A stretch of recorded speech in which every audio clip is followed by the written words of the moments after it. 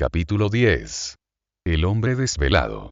Daban, pues, las 2, en el reloj de la catedral, cuando Jean Valjean se despertó. Lo que lo despertó fue que el hecho era demasiado bueno.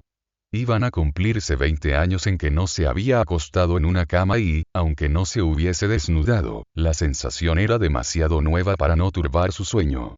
Había dormido más de 4 horas. Su fatiga había desaparecido. Estaba acostumbrado a no dedicar muchas horas al reposo. Abrió los ojos, y miró un momento en la oscuridad a su alrededor. Luego, volvió a cerrarlos para dormirse de nuevo.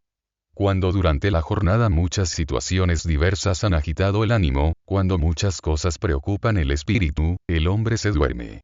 Pero, una vez despierto, no vuelve a dormirse. El sueño viene con más facilidad que vuelve. Esto es lo que le sucedió a Jean Valjean. No pudo volver a dormirse y se puso a pensar. Se encontraba en uno de estos momentos en que todas las ideas que tiene el espíritu quedan turbadas. Tenía una especie de oscuro vaivén en el cerebro. Sus recuerdos anteriores y sus recuerdos inmediatos flotaban revueltos en su cabeza y se cruzaban confusamente, perdiendo sus formas, creciéndose desmesuradamente, y luego desapareciendo de repente como en un agua fangosa y agitada. Muchos pensamientos lo acosaban, pero había uno que lo perseguía continuamente y expulsaba a los demás. Vamos a manifestar enseguida este pensamiento. Había reparado en los 6 cubiertos de plata y el cucharón que la señora Magloire había colocado en la mesa. Estos 6 cubiertos de plata lo perseguían, lo obsesionaban. Estaban allí. A pocos pasos. En el instante en que había atravesado la habitación de al lado, para llegar a la suya, la anciana sirvienta los estaba colocando en un cajoncito, a la cabecera de la cama. Se había fijado muy bien en aquel cajoncito. A la derecha, entrando por el comedor. Eran macizos. Y de plata antigua. Junto con el cucharón, valdrían lo menos 200 francos. El doble de lo que había ganado en 19 años. Verdad es que hubiera ganado más, si la administración no le hubiese robado. Su espíritu osciló, durante una hora entera, en fluctuaciones en las que había alguna lucha. Dieron las 3. Abrió los ojos, se incorporó bruscamente en la cama, extendió el brazo, y buscó a tientas el morral que había dejado en un rincón de la alcoba. Luego, dejó caer sus piernas, puso los pies en el suelo, y casi sin saber cómo, se encontró sentado en la cama. Quedó durante algún tiempo pensativo en aquella actitud, que hubiera parecido siniestra a todo el que lo hubiera observado así en aquella oscuridad, único despierto en la casa dormida. De repente se quitó los zapatos y los dejó suavemente en la estera, cerca de la cama. Luego, recobró su postura de meditación y quedóse inmóvil. En medio de aquella horrible meditación, las ideas que hemos dicho asaltaban sin descanso su cerebro, entraban, salían, volvían a entrar formando una especie de peso sobre él. Y, luego, pensaba también, sin saber por qué y con esta obstinación maquinal propia del delirio, en un forzado llamado brevet, al que había conocido en el presidio, y cuyo pantalón estaba sujeto solamente por un tirante de algodón hecho a punto de aguja. El dibujo a cuadros de aquel tirante se le presentaba sin cesar en la mente. Seguía en esta situación, y hubiese permanecido en ella hasta la llegada del día, si el reloj no hubiese dado una campanada, el cuarto, o la media. Pareció que aquella campanada le hubiera dicho: «Vamos».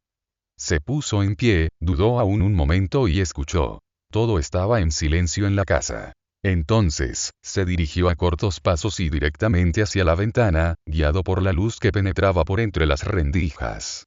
La noche no era muy oscura. Había luna llena, sobre la cual pasaban gruesas nubes impulsadas por el viento. Aquello producía, en el exterior, alternativas de luz y de sombra, eclipses, luego claridades, y por dentro, una especie de crepúsculo.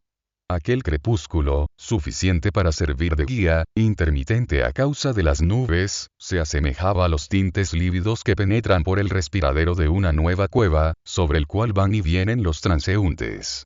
Cuando llegó a la ventana, Jean Valjean la examinó.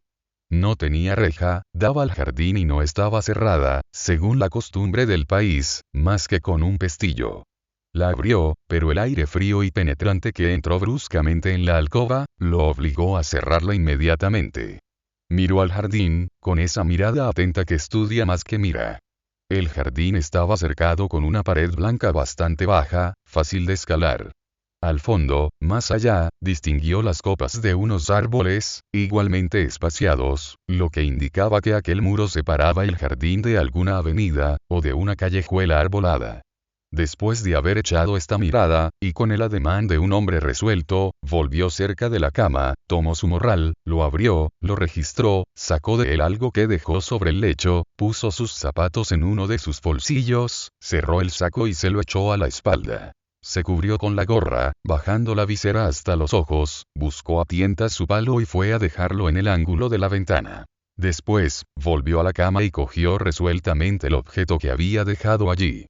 Parecía una barra de hierro corta, aguzada como un chuzo en una de sus extremidades. En las tinieblas, hubiera resultado difícil distinguir para qué servía aquel pedazo de hierro. ¿Era quizá una palanca? ¿Era una maza? Visto a la luz, hubiera podido distinguirse que no era más que una punterola de mina. Los presidiarios la empleaban algunas veces para extraer piedras de las colinas que rodean Tolón, y no es, por lo tanto, extraño que tuvieran a su disposición útiles de minería. Las punterolas de los mineros son de hierro macizo, terminadas en su extremo inferior por una punta, por medio de la cual se las hunde en la roca.